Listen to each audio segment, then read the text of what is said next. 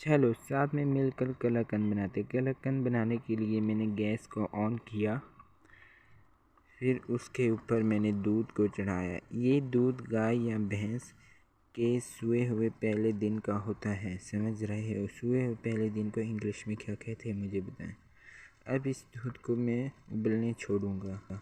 अब हमारा दूध उबल गया है। उबलने को इंग्लिश में क्या कहते हैं इसे बताएं। ये उबलने लगता है जब तब इसे घुमाते रहें। अब ये घुमाने पर थोड़ा थोड़ा थिक होने लगता है। अब इसे थोड़े थोड़े थिक होने तक आप ऐसे ही घुमाते रहें। अब ये घुमा घुमा कर बहुत ज़्यादा थिक हो गया है। अब हम इसमें अमूल खटास या फरकड़ी डाल सकते हैं। इसे इंग्लिश में क्या कहते हैं मुझे बताइए। या नींबू भी डाल सकते थे।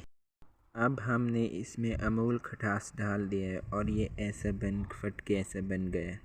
अब हम इसे साफ पानी से धोएंगे। धोने को इंग्लिश में क्या कहते हैं मुझे बताएं।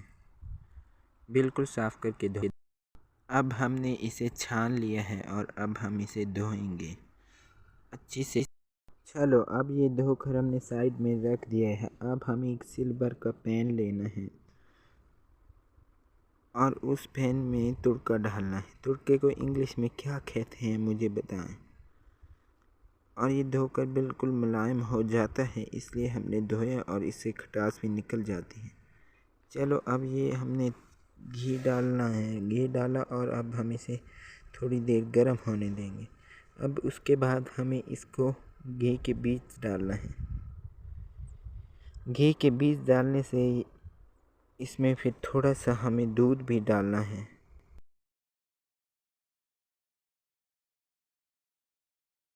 चलो अब हम इसे इस तरह घुमाने के थोड़ी देर बाद जब ये थोड़ा नीचे को सेट हो जाएगा, फिर उसके बाद हमें दूध डालना है। दूध को इंग्लिश में क्या कहते हैं मुझे बताएं।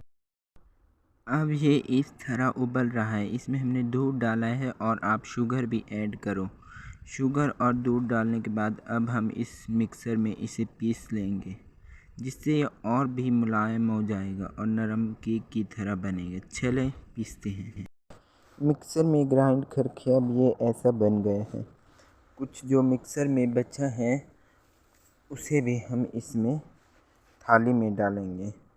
थाली से अब हम इसे फ्राई पैन में डालेंगे और उसमें हम अब इसे तब तक चलाते रहेंगे जब तक ये अपने फ्राई पैन को छोड़ ना दे। चलो अभी तो हम इसे डाल रहे हैं, अब हम इसे चलाते हैं। और इसमें आप थोड़ा सा घी डाल सकते हैं, क्यों घी से ये होगा कि साइड ज़्यादा नहीं लगेगा और ये जल्दी ही फ्राई पैन को छोड़ देगा। चलो घी डालते हैं। घी को इंग्लिश में क्या कहते हैं मुझे बताएं। अब घी को डालकर हमें इस तरह चलाते रहना चाहिए। घी को चलाने से आपको ये होगा कि ये साइड में नहीं लगेगा और अच्छा बनेगा और इतना टेस्टी बनता है ना। और इसे फिर फ्रिज में रखते हैं हम। जब चलाने के बाद जब हम बना लेते पूरा तो इसको फ्रिज में रखते, उसके बाद 4-5 घंटे बाद निकालते और उसके बाद फिर हम इसे बाहर निकाल के खाते हैं। अब देखो ये बिल्कुल गैस को छोड़ रहा है और मैं इसको आपको नज़दीक करके भी थोड़ी देर बाद बताऊंगा। गैस को नहीं, सॉरी, फ्राई पैन को देखो कितना छोड़ दिया है इसने फ्राई पैन। अब हम इसका गैस बंद कर देंगे और इसके बाद इसे हम थाली में डालेंगे। थाली में डालने से पहले थाली को हम घी लगा लेंगे, क्योंकि इससे जब आप इसे निकालोगे तो इजीली ये निकल जाएगा। अब हमने घी से इस तरह लगा लेना है। आपके पास ब्रश हो तो ब्रश से भी लगा सके। ब्रश को इंग्लिश में क्या कहते हैं मुझे बताएं। अब हम इसको इसके बीच डाल देंगे।